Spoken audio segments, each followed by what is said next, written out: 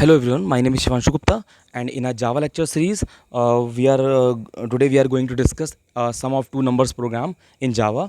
Okay so जो two numbers के addition का प्रोग्राम इतना कॉमन है कि मैंने उसको सी में बताया, सी प्लस में बताया, पाइथन में बताया। अब मैं जावा में बता रहा हूँ कि दो नंबर कैसे ऐड किए जाएंगे। Why I am using two numbers addition program, because दो number addition is a very simple program ना। और मे बी सम स्टूडेंट्स को ये भी लग सकता है कि भाई सर आप ये दो नंबर एडिशन का प्रोग्राम बता रहे हो, अगर यही करना था तो ये तो बहुत आसान है। लेकिन अगर आप थोड़ा सा अगर देखो कि अगर आपको मान लीजिए कैलकुलेशन सिखाया गया था फर्स्ट क्लास में, सेकंड क्लास में, तो क्या स्टार्टिंग से ही आपको हाई लेवल का कैलकुलेशन बताया गया था?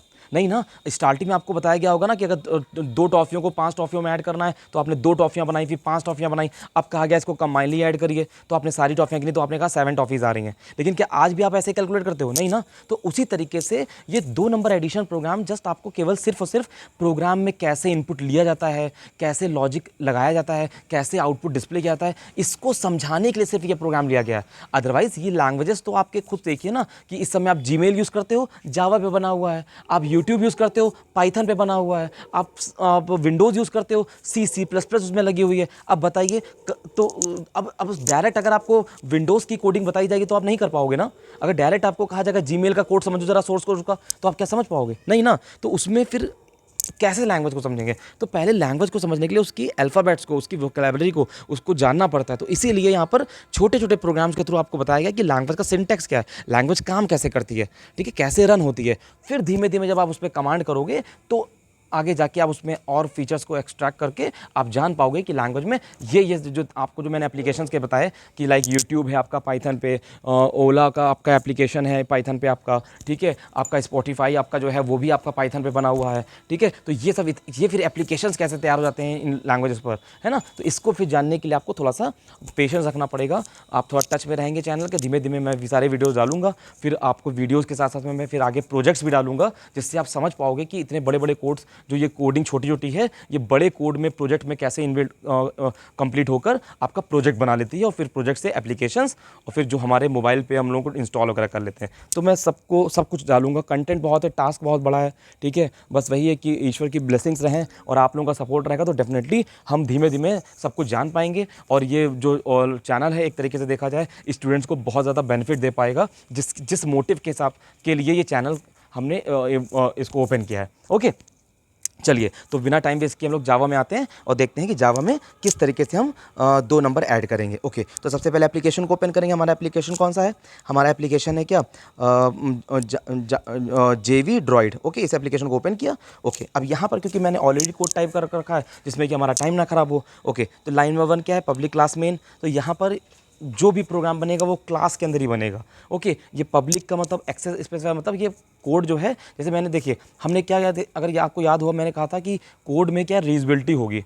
तो भाई अगर रीयूजेबिलिटी का मतलब कोई भी कोड को रीयूज़ कर सकता है, तो कोई भी नहीं यूज़ कर सकता। हमें हमें हमें एक कॉन्सेप्ट है क्या कि हम अगर मान लो चाहते हैं कि हमारा कोई कोड यूज़ ना कर पाए तो हम उसको प्राइवेट भी कर सकते हैं, है ना। तो इसको बोलते हैं एक्सेस स्पेसिफायर, मतलब कौन कौन हमारा कोड रीयूज़ कर सकता है। तो पब्लिक का मतलब क्या है? पब्लिकली कोई भी एक्सेस कर सकता है।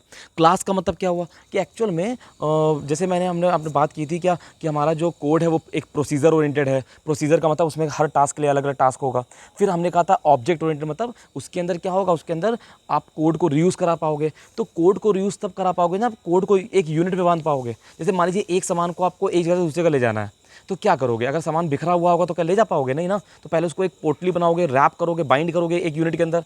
तो उसी तरीके से यहाँ पर कॉन्सेप्ट क्या है क्लास का, कि आपका पूरा कोड इस क्लास के अंदर रैप हो जाएगा, बाइंड हो जाएगा। ओके, तो क्लास हो गया। और मेन क्लास का नाम हो गया कि भाई इस क्लास का नाम क्या है? मेन है। ओके, मतलब मेन क्लास यही है हमारी। अंदर आ गए। पब्लिक स्टैटिक वॉइड मेन का मतलब है कि इसके अंदर क्लास के अंदर आपका मेन फंक्शन है कि हमारा जो काम है वहीं से स्टार्ट हो रहा है। अंदर स्ट्रिंग ARGS क्या काम करता है, ये सब चीज़ें मैं आपको थोड़ा बाद में एक्सप्लोर करूँगा। अभी बिकॉज थोड़ा सा कमांड हो जाए फिर हम धीमे धीमे समझने लगें एक सारे वीडियोज़ में कि किसका क्या मतलब है, तब मैं इन वर्ड्स को अच्छे से क्लियर कर पाऊँगा आपको, और आप समझ भी पाओगे कि इन वर्ड्स का क्या मतलब है। अभी हम इसके लिए यही देखते हैं कि भाई हमें जब भी कोई प्रोग्राम बनाना होगा, एप्लीकेशन ओपन करेंगे तो भाई क्लास बनी होगी ऊपर, और फिर हमें ये पब्लिक स्टैटिक वॉइड मेन वाली लाइन लिखनी होगी। फिर मेन कोडिंग हमें इसके अंदर यहाँ करनी है। क्या कोडिंग करनी है ये हाँ आप लोग अच्छे से समझ लेंगे। क्या कि अगर दो नंबर इंटीजर ऐड करना है तो INT कीवर्ड यूज़ करेंगे। A = 2, B = 3, C ले लिया, मतलब A और B दो वेरिएबल हैं जिसमें वैल्यूज़ पड़ी हैं, और C वेरिएबल में हम रिजल्ट स्टोर करेंगे तो तीसरा वेरिएबल ले लिया। C = A + B फॉर्मूला लगाया सेमीकोलन लगा के, और फिर लाइन नंबर 5 में आउटपुट कैसे करते हैं हम लोग जावा के अंदर, system dot out dot println. Java case sensitive है, ध्यान रखिएगा, ठीक है। तो इसका मतलब अगर कोई चीज़ कैपिटल है तो कैपिटल रहेगी, स्मॉल है तो स्मॉल रहेगी। सिस्टम एक क्लास है तो उसका एस क्या होगा, कैपिटल रहेगा, बाकी सब चीज़ें स्मॉल से हैं। सिस्टम का एस क्या होगा, कैपिटल होगा, ओके। तो सिस्टम का देखिए एस कैपिटल है, मेन क्योंकि क्लास का नाम है तो इसलिए मेन का एम भी कैपिटल है, ओके। तो ये बारीक सी चीज़ें मैं टाइम टू टाइम आपको बताता रहूँगा, आप उसको नोट करते रहिएगा, ओके। तो यहाँ पर सिस्टम का एस कैपिटल हो गया, system dot out dot println, okay. Println function है, मतलब ये प्रिंट एलन मतलब प्रिंट करेगा कंटेंट को और कंट्रोल को न्यू लाइन पर ले आएगा। तो एलन का मतलब न्यू लाइन हो गया, एल एन मतलब न्यू लाइन, ओके। तो यहाँ पर आपने कैसे डिस्प्ले करेगा कंटेंट को, तो जो भी डबल कोट्स में दोगे वो मैसेज एज इट इज़ आ जाएगा। और फिर उस मैसेज के साथ जब वेरिएबल डिस्प्ले करना होता है तो यहाँ प्लस करके लगाते हैं। प्लस का मतलब होता है कॉनकैट, क्योंकि स्ट्रिंग के साथ ये वैल्यू सी वेरिएबल की वैल्यू हम कॉनकैट करा रहे हैं, तो प्लस सी का मतलब है कॉनकैट हो गया।